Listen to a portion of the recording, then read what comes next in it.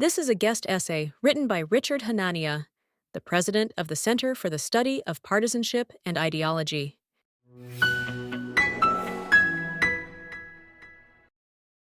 The Abraham Accords, signed in 2020 during the last months of Donald Trump's first term as U.S. president, provided direct evidence that solving the Israeli Palestinian issue was not key to achieving a broader Middle East peace. Trump came into office and tested a completely different theory. He showed that if you simply stopped taking Palestinian grievance seriously and worked on other issues, you could cut deals with others in the region. While even some of Trump's critics felt the need to praise the achievements of the Abraham Accords at the time, since then, the lessons of the entire experience have been memory hold, and current U.S. President Joe Biden's administration has gone back to the older, failed approach, with predictably disastrous results. Overall, the whole affair is a good demonstration of how elites remember events that accord with their ideological and moral convictions, while ignoring those that contradict them. Trump's successes should give us hope that his second and future administrations, not corrupted by partiality towards the Palestinian cause, can achieve similar breakthroughs. The Israeli-Palestinian conflict has always been part of a larger dispute between Israelis and the larger Arab world. Israel fought coalitions of Arab states in 1948 and 1949, 1967, and 1973, and governments of the region have often supported the Palestinians through financial and diplomatic means. The Middle East peace process has therefore always focused on not only solving the Palestinian issue, but trying to find ways for Israel to live alongside neighboring states. In 1979, it signed a peace treaty with Egypt and did the same with Jordan in 1994. Before late 2020, these were the only countries that Israel had normal diplomatic relations with in the Arab world.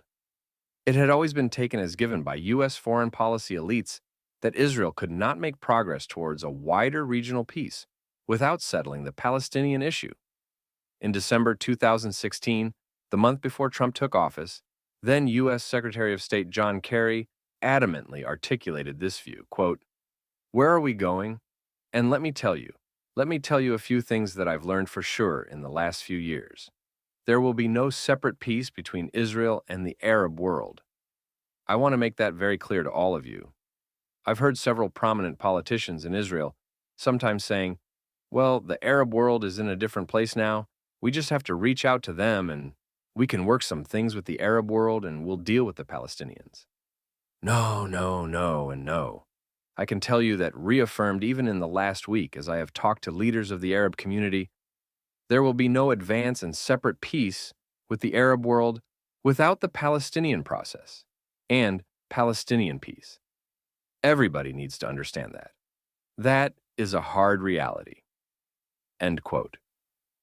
Given the forcefulness of this statement and the fact that it was coming from the outgoing Secretary of State, the U.S. version of a foreign minister, one might think that this was a reasonable view well grounded in an understanding of history and the political dynamics of the region. Yet, in August 2020, Israel signed normalization agreements with the United Arab Emirates and Bahrain during a ceremony at the White House. 4 months later, a deal was reached with Morocco. Then came Sudan on January 6, 2021. Although in the midst of all the chaos that country has been facing, the implementation of this particular deal remains in limbo, and it did not get much notice given the other events of that day here in the United States. These were remarkable diplomatic breakthroughs. We had gone over a 70-year stretch of time in which Israel normalized ties with just 2 Arab states. Then, in the closing days of the Trump administration, it reached agreements that were implemented with 3 more, with a possible 4th on the way. There were talks of other countries, particularly Saudi Arabia, eventually joining soon after this happened. But time ran out and, after the Biden administration came into office, the entire effort got sidetracked. You would think that foreign policy experts would take a deep interest in what the Trump administration was able to accomplish. To make things even more embarrassing for them, the Abraham Accords were facilitated by Jared Kushner, a man with no previous foreign policy experience, whose hiring was treated as a sign of the corruption and nepotism in Trump's first administration. Some on the left tried to downplay the significance of the agreements, arguing that Israel had not really made peace because it was not at war with the nations it had just established relations with. This is true, but across the entire history of the conflict, the goal of normalizing ties between Israel and other countries in the region has always been seen as a self-evidently good thing. It reduces tensions, facilitates communication, makes future wars less likely, and forms the building blocks for greater integration. In May 2023, Israel and the UAE signed a free trade agreement, and economic integration with Bahrain and Morocco are also going forward. None of this would have been possible without normalizing diplomatic relations first. In addition to the more tangible benefits of establishing ties, there is also the symbolic importance of the idea that Arabs and Jews can interact with one another just like people of most other nations do in the international system. Normalization was never not seen as a big deal until foreign policy elites had to give Trump credit for what he had accomplished.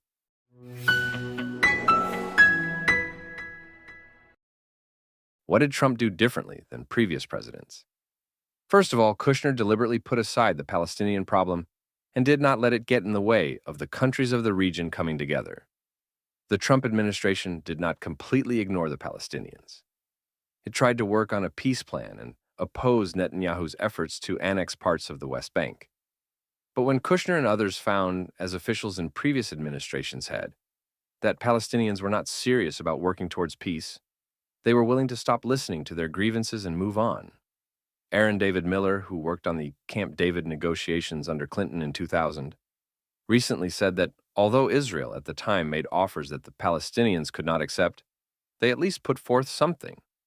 Meanwhile, he noted that longtime Palestinian leader and mega-terrorist Yasser Arafat, quote, couldn't counter nor would he offer a proposal that diverged at all from the Palestinian narrative, which was 100% of the West Bank control over everything in East Jerusalem, and some solution to the refugee problem that would have not just included the return of Palestinians to a Palestinian state, but to Israel proper.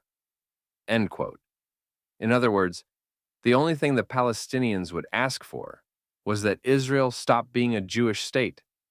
Note that this was all before Hamas took over Gaza. During the Trump administration, it was clear that Palestinian leaders still could or would not deliver any kind of agreement that would allow Israel to survive. But this time, the U.S. was ready to use Palestinian intransigence to its advantage. As Kushner wrote in his book, Breaking History, a White House memoir, quote, a detailed proposal would put Abbas in a tough negotiating position. If he accepted the offer and ended the conflict, he would risk losing billions per year in international aid. But if he rejected our proposal for a pragmatic two-state solution, which included a massive investment plan for the Palestinian territories, he would reveal his true indifference to the well-being of his own people. This would strengthen the argument I was making to the leaders of the Muslim countries, that it was time to focus on their national interests and move forward with normalization. End quote. The renowned Israeli journalist Barak Ravid told the same story in his book, Trump's Peace, the Abraham Accords, and the Reshaping of the Middle East, noting that, quote, the unveiling of the Trump peace plan, which envisaged a Palestinian state with limited sovereignty and a capital city in parts of East Jerusalem, and its unequivocal rejection by President of the Palestinian Authority, Mahmoud Abbas, gave a string of Arab nations the pretext they required for the normalization of relations with Israel. End quote.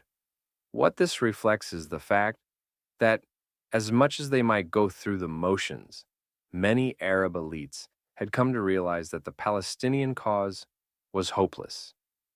While Hamas is a terrorist movement that rejects the existence of Israel on religious grounds, Fatah, which runs the Palestinian Authority in the West Bank, itself is not a credible partner for peace either.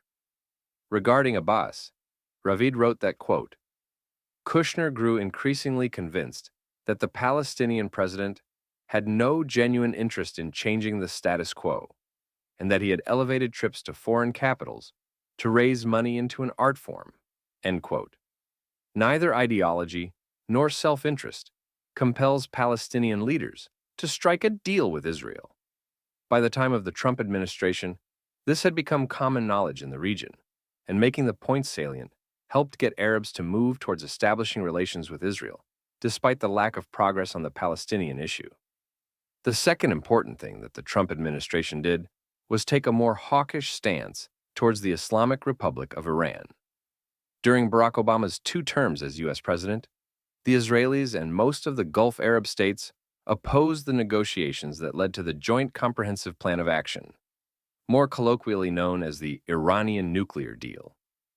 Saudi Arabia, the UAE, and Bahrain felt threatened by Iran in a way they did not feel threatened by Israel. They were thus willing to build closer ties with the Jewish state in the service of standing up to a common adversary. The approach of the Obama administration had been to blur the line between friend and enemy in the region, trying to find ways to work with Iran while being quicker to criticize traditional partners.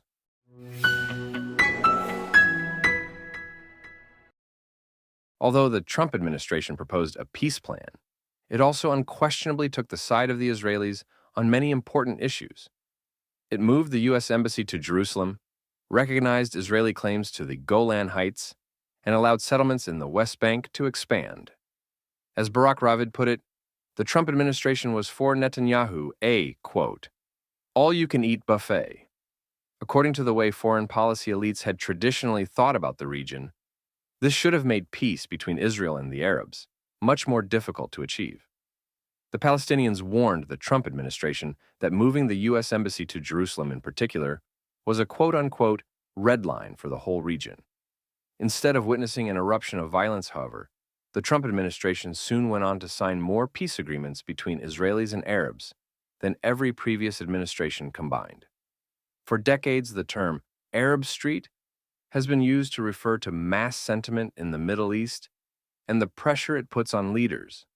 The idea is that governments in the region generally cannot take a more accommodating view towards Israel, because they would otherwise see riots and mass unrest, and the U.S. must similarly walk on eggshells. Somehow the Arab Street went to sleep when Trump and Netanyahu were both in power. Certain leftists have argued that October 7th actually proved that the approach of the Abraham Accords was mistaken, and you could not expect Palestinians to take their mistreatment lying down. In response, one has to note how the terms of the debate have shifted. The left used to argue that we had to address Palestinian grievances for the sake of peace across the Middle East. That position is untenable after the Abraham Accords.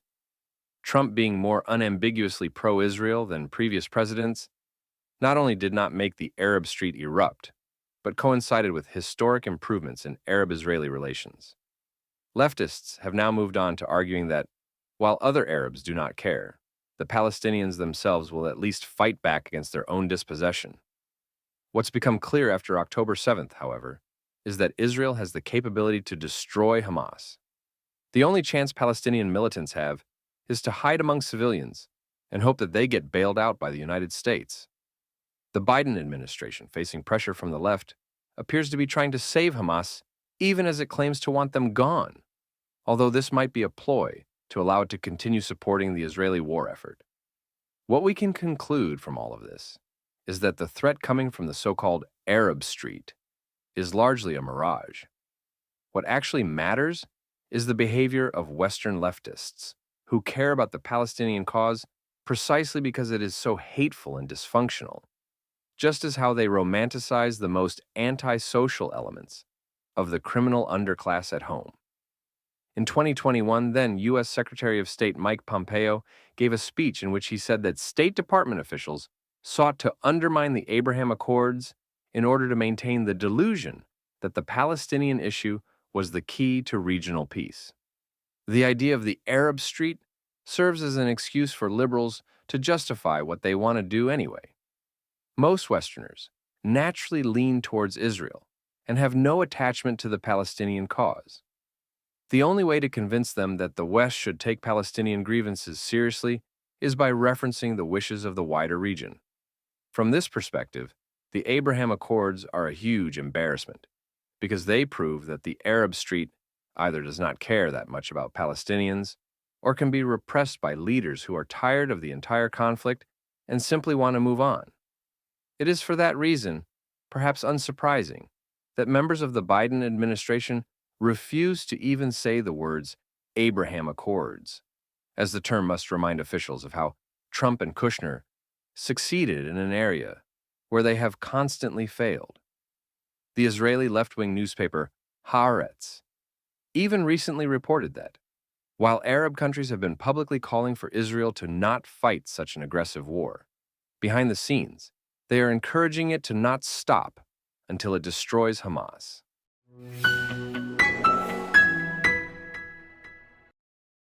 People talk about the fact that young people in the West are becoming more sympathetic to the Palestinians. While this is true, I believe there is a good chance that this conflict will be for all practical purposes over before that even matters. Every generation of Israelis is more right-wing than the one that came before. If you believe, like I do, that neutralizing the Palestinian threat is a matter of having the will to ignore so-called human rights concerns, then this means that the odds of Israel doing what it takes to settle the conflict increase each year. When it comes to international pressure, people talk about Israeli dependence on the West, but the only country that really matters is the United States. And as with everything else, on this issue, we are seeing more polarization between America's two parties. Future Democratic presidents are probably going to be less pro-Israel than in the past, but I expect future Republican, conservative presidents to go in the opposite direction. Trump and others might differ on some things, but being skeptical of the Palestinians and their capacity to make peace is one area where they agree. If you are Israel, it is arguably better to have one party that encourages you to do what you want, and another that is more skeptical than to have both parties giving you lukewarm support. The important thing is to create new facts on the ground. Biden would not have transferred the U.S. Embassy to Jerusalem or recognized Israeli claims to the Golan Heights, but no president is likely to ever reverse those moves. And while Democrats, liberals, and even some Republicans might pressure Israelis regarding new settlements, it is a completely different dynamic to try and get those that already exist to be dismantled. I expect Israel to keep creating new fates accomplice, a thing that has already happened or been decided before those affected hear about it, leaving them with no option but to accept it. In the long run, some trends are working against the Israelis. If they let the Israeli-Palestinian conflict drag on for another half-century, they may find themselves under existential threat. But there is a good chance that this whole thing will be over, well before there has been enough generational turnover in the U.S. to significantly influence American foreign policy.